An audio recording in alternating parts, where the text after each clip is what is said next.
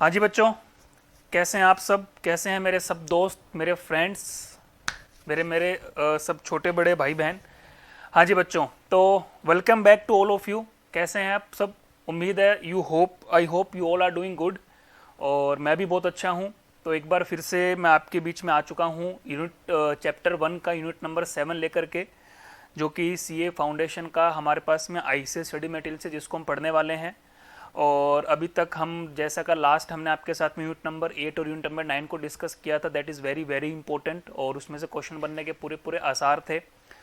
तो हम ऐसे ही और वीडियोस आपके साथ में लाते रहेंगे। तो मुझे इस समय आपका बहुत सपोर्ट चाहिए, ठीक है जी। और वो सपोर्ट का सबसे अच्छा तरीका है कि आप चैनल को सब्सक्राइब करिए जितना ज़्यादा से ज़्यादा हो सके, और सबसे बड़ी चीज़ है उसको स्प्रेड करिए, उसको शेयर करिए, ठीक है जी। ताकि वही मेरे को मोटिवेशन मिलेगा और मैं और क्रिएटिव तरीके से और ज़्यादा सारे वीडियोज़ आपके साथ में बना पाऊंगा। चलिए जी, तो आइए शुरू करते हैं, आगे बढ़ते हैं। और यूनिट नंबर 7 हम आपके साथ में स्टार्ट करने जा रहे हैं, जिसका नाम है accounting as a measurement discipline, valuation principle and accounting estimates. तो इसके अंदर हमारे पास में क्या आने वाला है, जैसे कि एलिमेंट्स ऑफ मेजरमेंट। मेजरमेंट किस चीज़ का बेटे?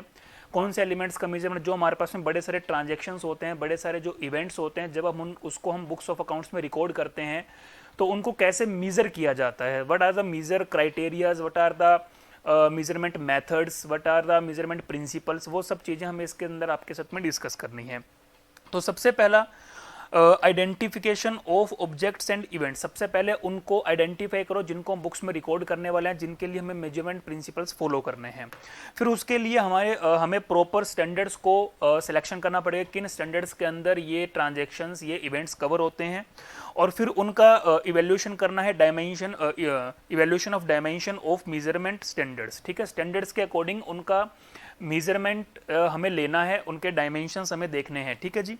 जैसे कि सबसे पहले मेरे पास में वैल्यूएशन प्रिंसिपल्स आते हैं। वैल्यूएशन प्रिंसिपल का मतलब हम किसी ट्रांजैक्शन को किस वैल्यू पे मेजर करेंगे। जस्ट लाइक हिस्टोरिकल कॉस्ट पे रिकॉर्ड करेंगे, करंट कॉस्ट पे रिकॉर्ड करेंगे, उसकी रियलाइजेबल वैल्यू पे रिकॉर्ड करेंगे, या उसकी प्रेजेंट वैल्यू पे रिकॉर्ड करेंगे। इन्हें हम आगे चल करके डिटेल में भी पढ़ेंगे। सबसे पहले आता है जी मीनिंग ऑफ मेजरमेंट। मेजरमेंट का मतलब क्या होता है, तो जरा पढ़िएगा। Measurement is a vital aspects of accounting, बड़ा जरूरी है अकाउंटिंग के लिए। Primarily transaction and events are measured in terms of money. Any measurement discipline deals with the 3 basic element of measurement. Identification करना है, वेरी इंपॉर्टेंट बन गया कि what are the 3 principles, what are the 3 discipline, ठीक है जी। Basic क्या है हमारे पास में, तो 3 बेसिक एलिमेंट क्या है मेजरमेंट के, ध्यान रखना क्वेश्चन बन गया। मेजरमेंट के 3 बेसिक एलिमेंट्स क्या है? आइडेंटिफाई करना ऑब्जेक्ट्स एंड इवेंट्स को, उनके लिए स्टैंडर्ड्स को सिलेक्ट करना, और फिर उनके डायमेंशंस को इवेल्यूएशन करना as per the measurement standards, ठीक है जी। Professor RJ Chambers defined measurement as a assignment of number of objects and events according to the rules specifying the property to be measured, the scale to be used and dimension of the units, ठीक है जी। Colder ने क्या define किया? Measurement as a assignment of a system of ordinal and cardinal number of to the results of a scheme of inquiry and, मतलब ordinal numbers, मतलब आप समझ रहे हो कि इसके अंदर ये अल्टीमेटली क्या बताना चाह रहे हैं कि मेजरमेंट्स के लिए हमें किन लॉजिक्स और मैथमेटिक्स को, मतलब अल्टीमेटली ट्रांजैक्शन को हमें मेजर करना है बेटे। मतलब बुक्स ऑफ अकाउंट में जब हम पहले रिकॉग्नाइज कर लिया कि वो उसका ट्रांजैक्शन का उसका मेजरमेंट तो आना चाहिए ना, विदाउट मेजरमेंट के हम उसका अकाउंटिंग ही नहीं कर पाएंगे। आप इस बात को समझने का प्रयास करिए कि किसी भी चीज का मेजरमेंट बहुत जरूरी होता है उसका एनालिसिस करने के लिए, उसका ट्रीटमेंट करने के लिए। तो वही इन सब लोगों ने अलग अलग अपनी अपनी लैंग्वेज में इसको लिखा है। बट ध्यान रखना, मतलब ये डेफिनेशन, प्रोफेसर आरजे वाली डेफिनेशन, कोल्डर वाली डिफाइन की व्हाट आर द मेजरमेंट, ये ऐसे एग्जाम में नहीं पूछा जाएगा। मतलब चांसेस बहुत रेयर चांसेस है, मैं ऐसा नहीं कह सकता कि पूछा जा ही नहीं सकता। आगे पढ़िए। According to this definition 3 elements, ये क्वेश्चन बनता है, सबसे मेन क्वेश्चन है। सबसे पहला क्वेश्चन हमारे पास में फर्स्ट पैराग्राफ में ये बनता है कि what are the 3 basic elements of the measurement. Identify the transaction and objects and event, फिर उसके लिए हमें सिलेक्शन ऑफ द स्टैंडर्ड, फिर उन स्टैंडर्ड्स के अकॉर्डिंग हमें evaluation of the dimension of the measurement. ये हमारे पास में बेटा पहला क्वेश्चन इसमें से निकल के आ रहा है। हम बिल्कुल एग्जाम ओरिएंटेड ही पढ़ रहे हैं। ऑब्जेक्ट्स और इवेंट्स टू बी मेजर्ड, इस पहले एलिमेंट का मतलब क्या है? We have earlier defined accounting as the process of identifying, measuring and communicating the economic information to permit informed judgment and decision by the users of the information. हमने क्या defined किया? Accounting एक ऐसा process है जो हम अभी starting की यूनिट्स में पढ़ेंगे बेटा। अकाउंटिंग एक प्रोसेस है जिसके अंदर हम ट्रांजैक्शन को आइडेंटिफाई करते हैं, उसको मेजर करते हैं और फिर हम उसके यूजर्स को कम्युनिकेट करते हैं थ्रू द फाइनेंशियल स्टेटमेंट्स। किसके लिए? ताकि वो जजमेंट कर सकें, वो यूजर्स अपना डिसीजन मेकिंग कर सकें। So accounting essentially includes measurement of the information. उस इंफॉर्मेशन को मेजर करना जरूरी है, क्योंकि अगर उसका मेजरमेंट नहीं आप देख पाएंगे, उसको मतलब जांच नहीं पाएंगे, तो आप पता नहीं लगा पाएंगे इन्फॉर्मेशन काम की है भी कि नहीं है। तो इन्फॉर्मेशन कितनी काम की है depends on the measurement, how we measure that information. Decision maker need past, present and future information. For external users generally past information is communicated. ध्यान रखना past बहुत जरूरी है, क्योंकि past information के बेसिस पर ही हम आने वाली जो मतलब फ्यूचर को एक्सपेक्ट कर सकते हैं। ठीक है जी। पास्ट के बेसिस पर हम प्रेजेंट को कंपेयर करके पता लगा सकते हैं कि प्रेजेंट में इंप्रूवमेंट है या उसके अंदर बड़ा दिक्कत है। There is no uniform set of events and transaction in accounting which are required for decision making. ठीक है जी। देर मतलब कोई यूनिफॉर्म सेट नहीं है, सबका अपना अपना तरीका है डिसीजन मेकिंग का। For example in cash management various cash receipt and expenses are necessary objects and events. बिल्कुल ठीक बात है। कैश मैनेजमेंट के लिए बड़े सारे मतलब ऐसे इवेंट्स होते हैं, बड़ी सारी ऐसी घटनाएं होती हैं related to cash receipts and cash payments. Obviously, the decision maker need past cash receipts and expenses. पिछले बार के कैश एक्सपेंसेस, कैश रिसिप्ट्स के बेसिस पर हम इस बार के कैश रिसिप्ट और एक्सपेंसेस को कंपेयर करके डिसीजन ले पाएंगे और पता लगा पाएंगे कि इस बार हम कहाँ पे हमने पैसा बचा पर कहाँ पर हमने खर्चा ज़्यादा कर दिया। Along with the projected receipts and expenses, उसी के बेसिस पर हम आने वाले टाइम का बजट सेट करते हैं। जैसे कैश बजट होता है कि हम फॉर पर्टिकुलर दैट एक्टिविटी हमने इस उसके लिए इतना बजट रखा है, हम इतना पैसा स्पेंड करेंगे, something like that. For giving loan to a business one needs information regarding the repayment ability. बिल्कुल ठीक है। किसी को लोन देने से पहले उसकी क्रेडिट वर्दीनेस चेक करना बहुत जरूरी है कि वो उसका रीपेमेंट कर भी पाएगा कि नहीं कर पाएगा। This includes past information, current state of affairs as well as future projection. तीनों चीजें जरूरी है। It may be mentioned that past present objects can be measured with some degree of accuracy, but future events and objects are only predicted, not measured. ठीक है, भविष्य को measure नहीं कर सकते ना बेटा, वहां भविष्य के लिए तुम खाली प्रिडिक्ट कर सकते हैं, एक्सपेक्ट कर सकते हैं, बट जो पास्ट में हो चुका है, जो प्रेजेंट में हो रहा है, उसको मीजर कर सकते हैं। Prediction is essential part of accounting information.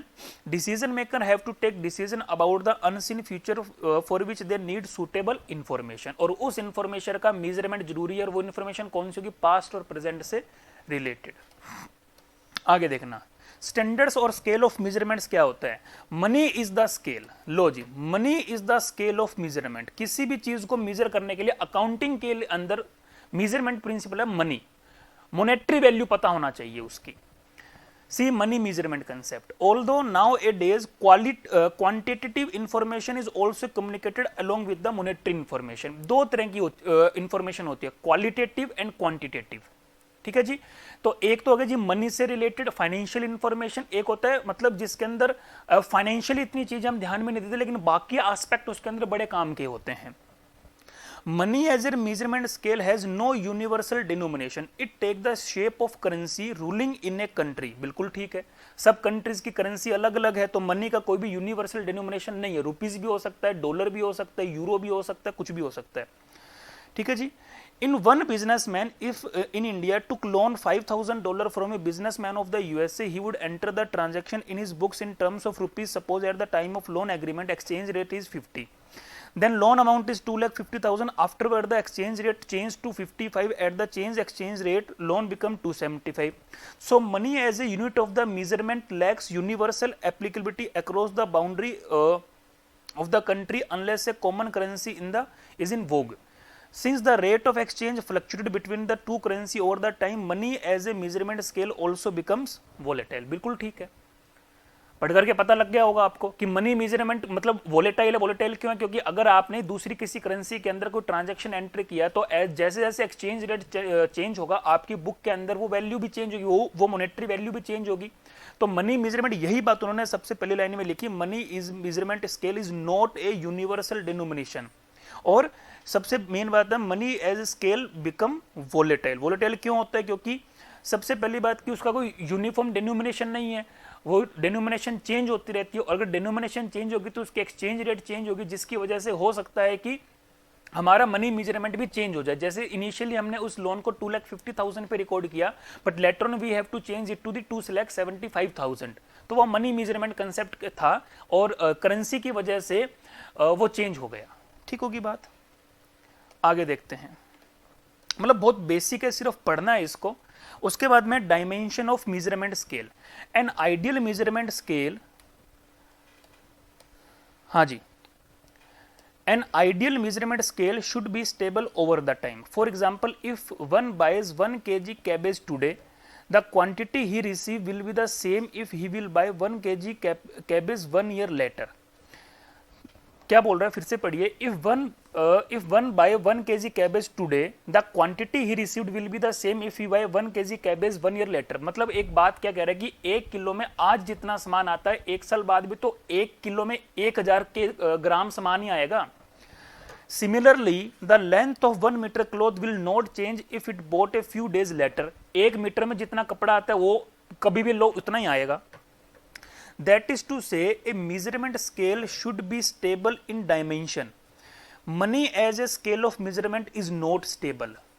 बिल्कुल ठीक है। There occur continuous changes in the input-output prices. The same quantity of money may not have the ability to buy the same quantity of identical goods at different dates. आज मान लो मुझे 1 kilo चीनी 40 रुपए मिलती है, हो सकता है 1 साल बाद उसी 1 किलो चीनी के लिए मुझे 50 रुपए देने पड़ेंगे। लेकिन 1 किलो में आज 1 किलो है तो 1 साल बाद भी 1 किलो लेगा। लेकिन मनी मेजरमेंट कंसेप्ट के अंदर वो चेंज होगा, वो डायमेंशन चेंज होगा, उतने ही रुपए में उतना ही क्वांटिटी, उतना ही सामान नहीं मिलेगा अगर हम 1 साल बाद खरीदें या उससे भी और लेट खरीदें। यही बात इसमें लिखी गई है। Thus, information of 1 year measured in the money terms may not be comparable with that of the another year. बिल्कुल ठीक है, क्योंकि अल्टीमेटली बेटा यहां पे पता क्या चीज काम कर रही है? यहां पे काम कर रहा है इन्फ्लेशन।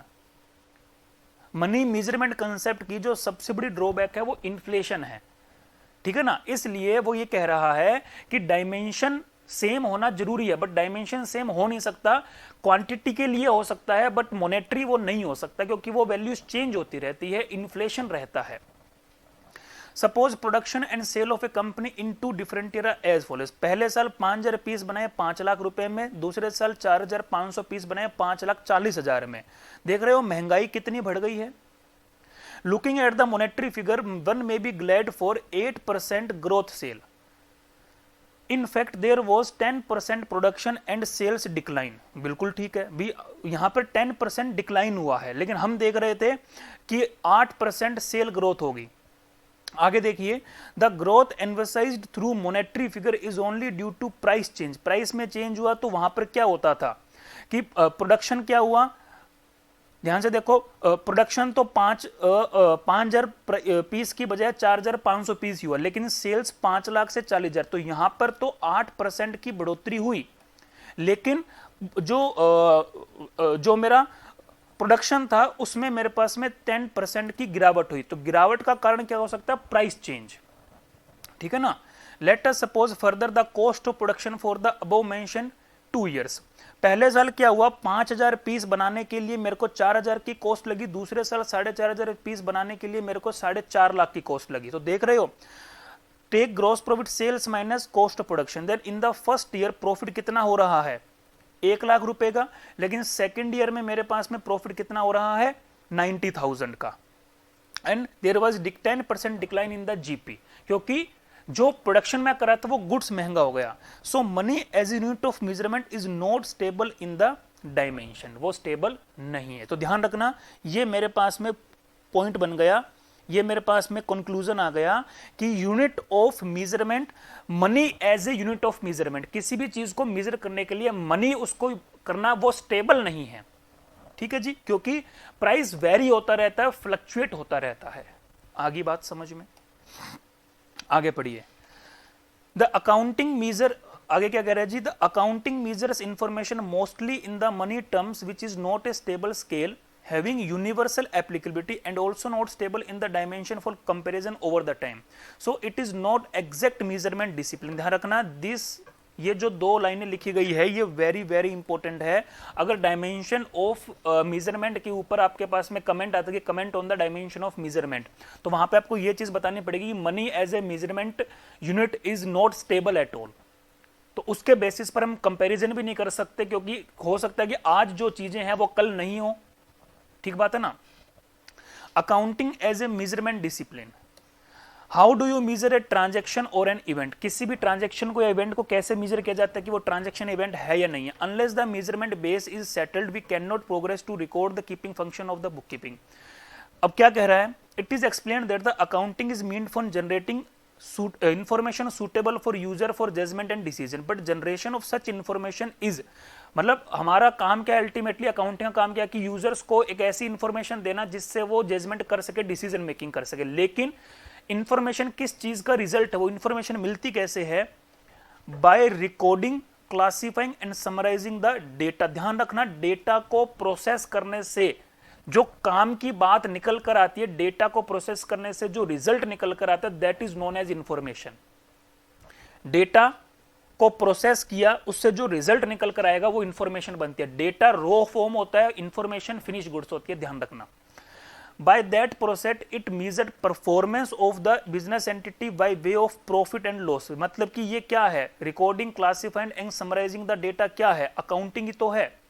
और अकाउंटिंग का हमारे पास में अल्टीमेटली क्या रिजल्ट निकल कर आता है, वहां से हमें प्रॉफिट और लॉस पता चलता है और उसकी फाइनेंशियल पोजीशन मतलब एसेट्स लायबिलिटीज पता लगती है।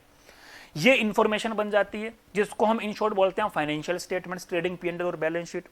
दस measurement is an important part of the accounting discipline, but as a set of theorems govern the whole measurement subsystem. These theorems should be carefully understood to know how the COGS of the accounting wheels work. Nowadays, accounting profession earmarked three theorems, namely going concern, consistency and accrual as a fundamental accounting assumption. ध्यान रखना, दूसरा question बन गया कि हमारे पास में what are the fundamental accounting assumption. तो we have three fundamental accounting assumption. One is going concern, consistency और एक्रूवल। किसी भी अकाउंटिंग पॉलिसी को फॉलो करते समय ध्यान रखना, वहां पर ये तीन फंडामेंटल अकाउंटिंग प्रिंसिपल हमेशा काम करते हैं पूरी अकाउंटेंसी में। गोइंग कंसर्न का मतलब है ये मानते हैं कि हमारा बिजनेस चलता रहेगा। बताओ, आप जो भी अकाउंटिंग करते हो क्या ये मान के करते हो कि हमारा बिजनेस कल बंद होने वाला तो आज ही कर लो, जो है हम ये मानते हैं कि हमारा बिजनेस चलता रहेगा। अगर कुछ ना कहा जाए तो जो अकाउंटिंग पॉलिसी हमने इस साल फॉलो किया कि वही अगले साल भी फॉलो करेंगे, कंसिस्टेंसी। ठीक है जी। और क्या आप अपनी अकाउंटिंग करने के लिए कैश बेसिस को follow, cash basis of cash system को फॉलो करते हैं, एक्रूवल सिस्टम को फॉलो करते हैं? ऑब्वियसली सी बात है एक्रूवल सिस्टम को फॉलो करते हैं, क्योंकि हम सारे ट्रांजैक्शन को टाइम बेसिस पर रिकॉर्ड करते हैं, ना कि कैश बेसिस पर। क्या इस साल का जो खर्चा अगर हमने इस साल पेमेंट नहीं की तो क्या इस साल रिकॉर्ड नहीं करोगे क्या, या आप जब एक्चुअल पेमेंट करोगे तब रिकॉर्ड करोगे? जी नहीं, जिस साल का खर्चा है, जिस टाइम का है, उस टाइम से बिलोंग करता है, उस टाइम में रिकॉर्ड करेंगे। That means we are following the accrual system. This is one of the fundamental accounting assumption, जो माना ही जाता है, एजम्पशन है कि फंडामेंटली हम एज्यूम कर रहे हैं कि ऐसा तो हम फॉलो कर ही रहे हैं। तो हर अकाउंटिंग पॉलिसी का बेस है, ध्यान रखना। तो क्वेश्चन बन गया what are the fundamental accounting assumption, तो वो क्या है? Going concern, consistency and accrual concept. ठीक है जी। These assumptions taken for granted also while measuring, classifying, summarizing and also representing various policies are adopted. Recording, classifying, summarizing, communication and information are also important part of accounting which do not fall within the purview of the measurement discipline. Therefore, we cannot simply say that accounting is a measurement discipline. मतलब ध्यान रखना, यहाँ पे conclusion निकल के आया कि हम सिर्फ ये नहीं कह सकते कि अकाउंटिंग एक, we can not simply say that accounting is a measurement discipline. Measurement discipline नहीं है वो।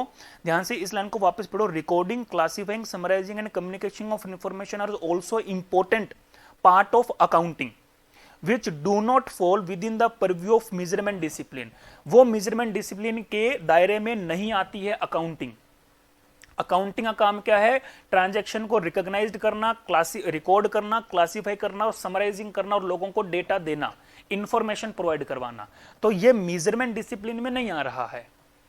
तो ये मेजरमेंट डिसिप्लिन के दायरे से प्रीव्यू ऑफ मेजरमेंट डिसिप्लिन से बाहर चला गया अकाउंटिंग, ठीक है ना। यही तो हमारे पास में हेडिंग थी बेटा, ध्यान से देखो, accounting as a measurement discipline. तो कैसे हमने पता लगाया कि therefore we can not simply say, हम सिर्फ ये नहीं कह सकते accounting is a measurement discipline है, हम सिर्फ ये नहीं कह सकते, ठीक होगी ना। But in accounting money is the unit of measurement, लेकिन अकाउंटिंग के अंदर किसी ट्रांजैक्शन को मेजर करने का तरीका क्या है, उसका मोनेटरी वैल्यू चेक करना। बट हमने एक चीज और भी पढ़ी कि मोनेटरी जो मनी यूनिट ऑफ मेजरमेंट है वो स्टेबल भी नहीं है। वो दो अलग अलग बातें हो गई मेरे पास में, ठीक होगी बात। So let us take one thing for granted that all the transaction and event are to be recorded in the terms of money only. Quantitative information is also required in many cases, but such information is only supplementary to the monetary information। क्या पता चला, कहां दिक्कत आई कि accounting के अंदर हम सिर्फ उन्हीं ट्रांजैक्शन को रिकॉर्ड करते हैं जो क्वांटिटेटिव है, जिनके हम वैल्यू पता लगा सकते हैं।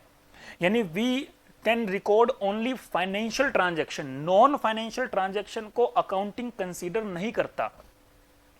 मेरी बात समझ में आ रही है? नॉन ट्रांजैक्शन, जिस चीज की वैल्यू नहीं निकाल सकते उसको अकाउंटिंग कंसीडर नहीं करता। अब जैसे कि इसका मैं आपको एक एग्जांपल दूं कि मान लो मैं जब कहीं जा रहा था तो मैंने देखा कि एक blind old man is waiting to cross the road. मैंने क्या किया जी, उस अंधे बुजुर्ग व्यक्ति को रोड क्रॉस करा दी। अब रोड क्रॉस कराने के बाद में उन्होंने मुझे आशीर्वाद दिया कि बेटे जुग जुग जियो। अब एक बात बताओ, उस आशीर्वाद को मैं अपनी बुक्स में रिकॉर्ड करना चाहता हूं, मैं कह रहा हूं जी मुझे ब्लेसिंग्स मिली है, मैं I want to record this in my books of accounts. तो how can I record, can you find the value, can you find the value of that blessings? क्या आप उसकी मोनेटरी वैल्यू पता लगा सकते हो कि मेरे को जो आशीर्वाद मिला उसकी मोनेटरी वैल्यू क्या है? तो इस चीजों को वो कहता है जी अकाउंटिंग इन चीजों को कंसीडर नहीं करता, क्योंकि वो सिर्फ क्वांटिटेटिव इंफॉर्मेशन को ही वो सिर्फ उन्हीं ट्रांजैक्शन को रिकॉर्ड करता है जो मनी में है। Quantitative information is also required in many cases. Quanti मतलब नॉन फाइनेंशियल चीजों को भी कई बार कंसीडर करना पड़ता है डिसीजन लेने के लिए बिजनेस के अंदर, तो वो उनको कंसीडर ही नहीं करता अकाउंटिंग। वो सिर्फ जिनकी वैल्यू पता लगा सकते हैं क्वालिटेटिव चीजों को वो कंसीडर करता है, क्वांटिटेटिव चीजों को वो कंसीडर नहीं करता। ठीक है जी, चलिए अब हमारे पास में आता है जी वैल्यू प्रिंसिपल। तो हमने कहा जी historical cost, current cost, realisable value और present value, this is the, हाँ जी, इस चैप्टर के अंदर सबसे काम की बात मेरे पास में यही निकल करके आती है, और वो क्या है, आइए पढ़िए। सबसे पहले आता है जी हिस्टोरिकल कॉस्ट। हिस्टोरिकल कॉस्ट का मतलब है जी इट मींस एक्विजिशन प्राइस, जिस प्राइस पर आपने किसी चीज को एक्वायर किया है। The businessman paid 7 lakh rupees to purchase the machine and spend 1 lakh on its installation, its acquisition price is rupees 8 lakh. Therefore machine की हिस्टोरिकल कॉस्ट कितनी आ गई जी, 8 lakh. According to this base, assets are recorded at an amount of cash or cash equivalent paid at the time of acquisition. Liabilities are recorded at the amount of proceeds received in exchange for the obligation. In some circumstances, a liability is recorded at the amount of cash or cash equivalent expected to be paid to satisfy in its normal course of business. Assets को हम उस value पर record करते हैं जितने में हमने acquire की, लाइबिलिटी को हम उस वैल्यू पर रिकॉर्ड करते हैं कि जिस चीज के लिए हमें वो पेमेंट करना पड़ रहा है, जो हमारे पास में आया उसकी वैल्यू क्या थी, या फिर जो आपके पास में आया अगर उसकी वैल्यू आप पता नहीं लगा सकते कि, तो जो आपने एक्चुअली पे किया उस पर रिकॉर्ड करेंगे। ठीक है जी, ये आप आगे उसके बाद में नीचे जो एग्जांपल देखा वो पढ़ लेना। उसके बाद में करंट कॉस्ट क्या होती है, take that mister X purchase a machine on 1 January 2000 at rupees 7 lakh as per the historical cost base, he has to record it at 7 lakh, that is the acquisition price. As on 1/1/2011, Mr. X found that it would cost 25 lakh to purchase that machine. Take also that Mr. X took loan from bank as on 1/1/2000 rupees 5 lakh at that 18% per annum payable at the end of the 15 year together with the interest. As on 1/1/2011, the bank announces 1% prepayment penalty on the loan amount if it is paid within 15 days starting from the dead day. As per the historical course, the liability is to be recorded at 5 lakh at the amount or the proceeds received in exchange for the obligation and the assets is recorded at 7 lakh. Current cost gives an alternative measurement base. Assets are carried out at the amount of cash or cash equivalent that would have to be paid if the same or an equivalent assets are acquired currently. Liabilities are carried at the undiscounted amount of cash or cash equivalent that would be required to settle the obligation currently. So the current cost base machine would value is 25 lakh by the value of bank loan is 5,05,000। क्या बोला historical cost तो क्या बोलता है कि liabilities को उस value पर रिकॉर्ड करो जितना आपको प्रोसीड मिला है। जैसे बैंक लोन में आज आपको 5 लाख रुपए मिले, आपको पे कितना करना है वो नहीं कंसीडर करना, हमेशा 5 लाख। और हिस्टोरिकल कॉस्ट में एसेट्स को उस वैल्यू पर रिकॉर्ड करो जितने में आपने एक्वायर किया।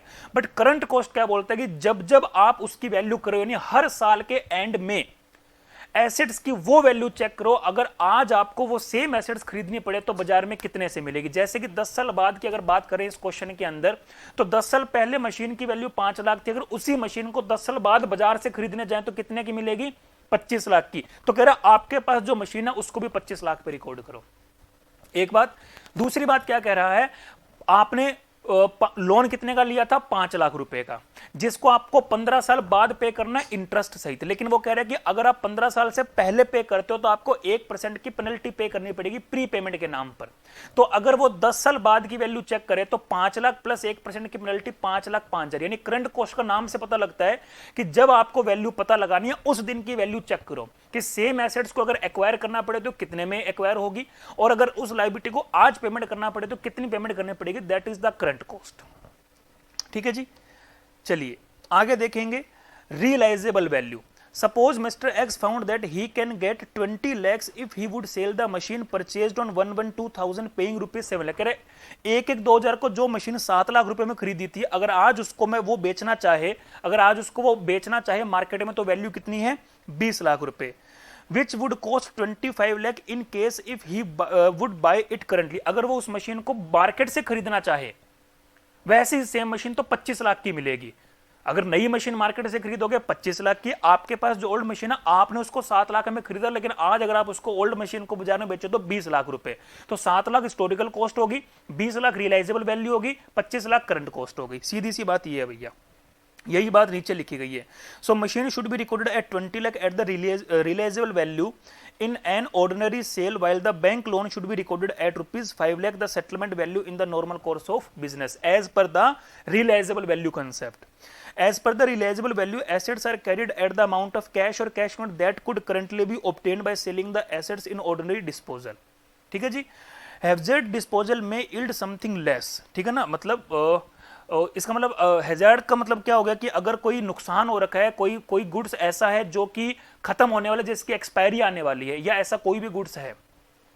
Liabilities are carried at their settlement value. Liabilities उस वैल्यू पे कंसीडर की जाएगी, that is the undiscounted amount of cash and cash expense to be paid to satisfy the liability in the normal course of business. अगर normally उसको pay करना पड़े तो कितना पे करना, वो सिंपल हो गया।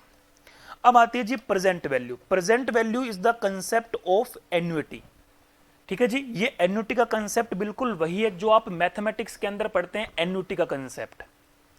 आगे जी बात समझ में, ये बिल्कुल वैसा ही कंसेप्ट है एन्युटी के अंदर। प्रेजेंट वैल्यू का मतलब क्या होता है कि आज उसकी वैल्यू कितनी है, आज की वैल्यू कितनी है। ठीक है जी, suppose we are taking as on 1/1/2011, take it at the same time of reference. Now think the machine purchased by Mr. X can work for another 10 years and is supposed to generate cash 1 lakh per annum. ध्यान रखना, इसके अंदर हम क्या करते हैं कि हमारे पास में एक मशीन है और आज हमें लगता है कि वो मशीन आने वाले 10 साल तक चलेगी और हर साल वो मशीन आपको 1 लाख रुपए कमा करके देगी। तो आज अगर उस मशीन को मैं बुक्स में रिकॉर्ड करना है on the basis of present value, तो आपको क्या करना पड़ेगा, जो आने वाले 10 साल के आपके पास में कैश इनफ्लो है 1 लाख 1 लाख 1 लाख 1 लाख 1 लाख, उन सब की प्रेजेंट वैल्यू निकालो। यानी कि मैं आपसे क्या कह रहा हूं, मैं आपसे यह कह रहा हूं, हाँ जी, मैं आपसे क्या कह रहा हूं कि मान लो 10 साल, 1 2 3 4 5 6 7 8 9 10, हर साल आपको 1 लाख रुपए मिलेंगे। लेकिन ये 1 लाख रुपए की वैल्यू, तो ये 1 लाख आपकी वैल्यू कब है, 1 साल बाद 1 लाख है। लेकिन जो अगर इस 1 लाख को मैं आज पूछूं तो आज क्या ये 1 लाख होगा कि 1 लाख से कम होगा या ज्यादा होगा, सोच के देखो, जो चीज 1 साल बाद 1 लाख की है वो आज क्या होगी भाई? ऑब्वियसली सी बात है, कम होगी ना।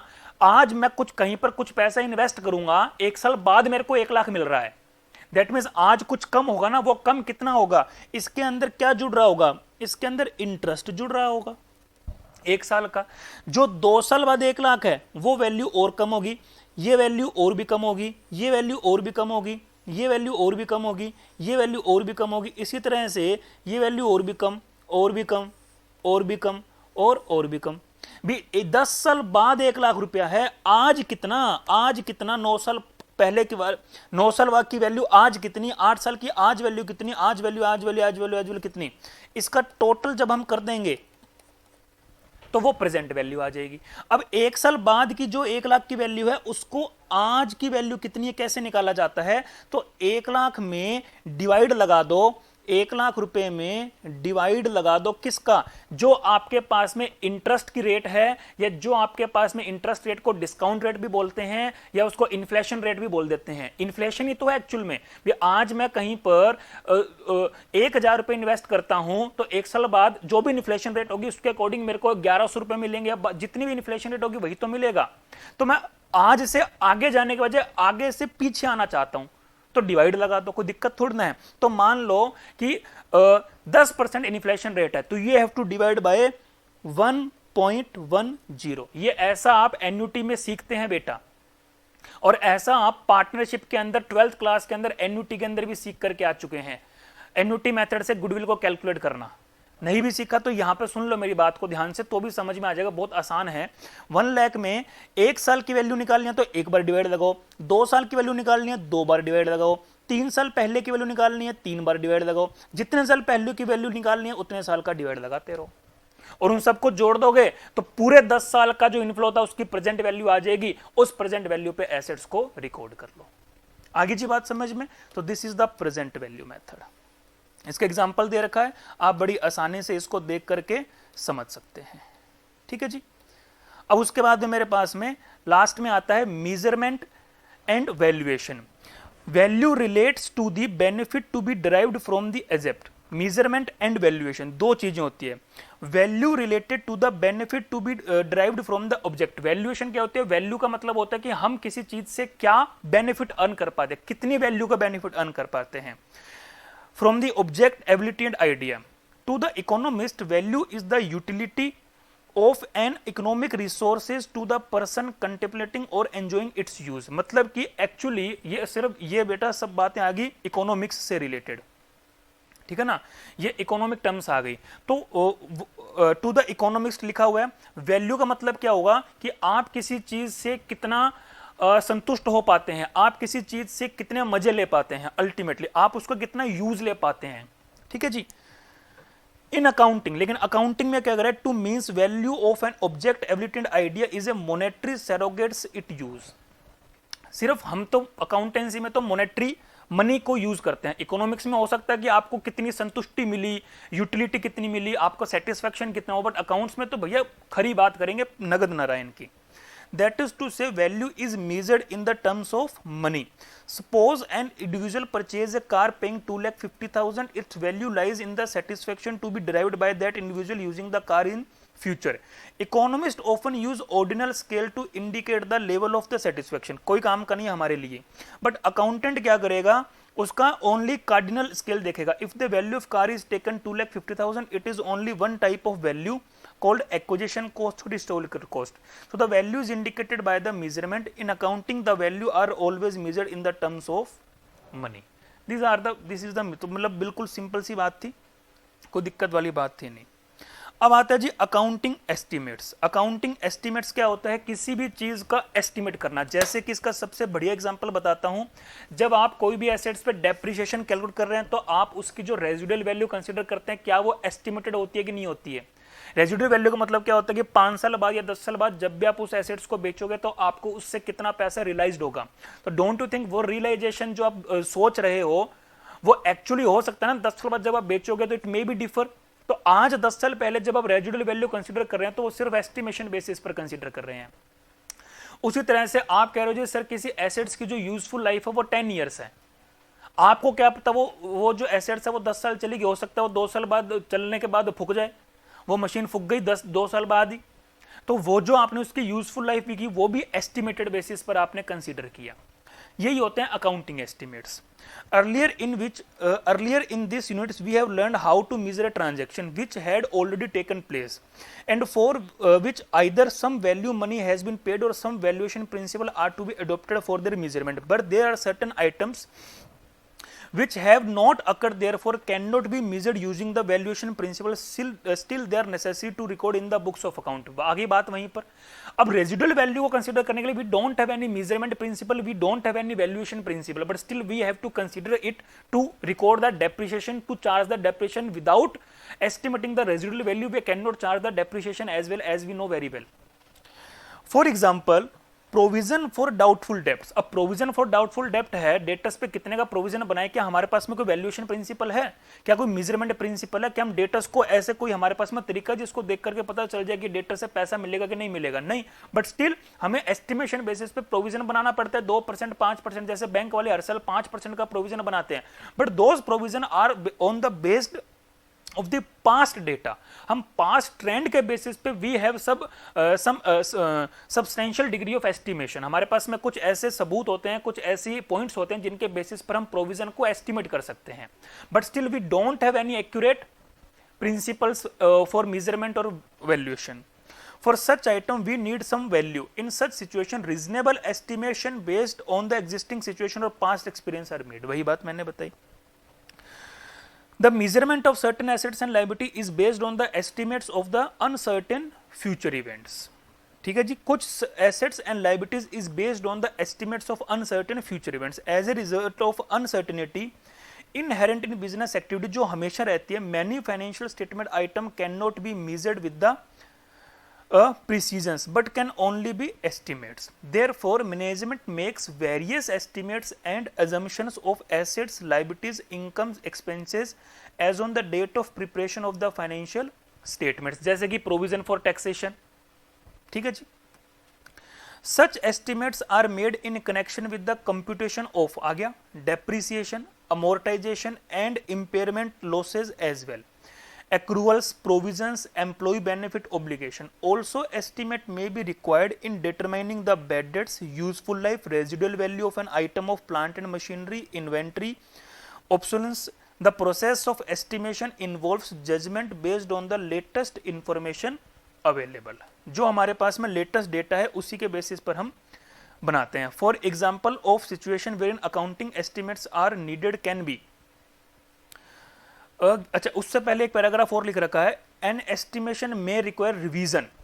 आज जब मैंने एसेट्स को खरीदा तो मेरे को लगा जी आने वाले 10 साल चलेगी, लेकिन 2 साल बाद मैंने क्या देखा कि यार नहीं, 8 साल और नहीं चलेगी, ये तो 5 साल ही और चलेगी। तो टाइम टू टाइम हमें उसको रिवाइज भी करना पड़ सकता है, क्योंकि हम किसी चीज के जितने ज्यादा नजदीक जाएंगे हम उतना ज्यादा अच्छे से एस्टिमेशन कर पाएंगे, हम उतना ज्यादा एक्यूरेसी के नजदीक पहुंच पाएंगे। ठीक है जी। A company incurred expenditure of rupees 10 lakh on development of patent. Now the company has to estimate that for how many years the patent would benefit the company। नहीं पता। The estimation should be based on the latest information and logical judgment। ठीक है जी। तो इस तरह से ये कुछ एग्जाम्पल्स है, तो हमें पता लग गया कि एक्चुअल में अकाउंटिंग एस्टिमेट्स क्या होते हैं।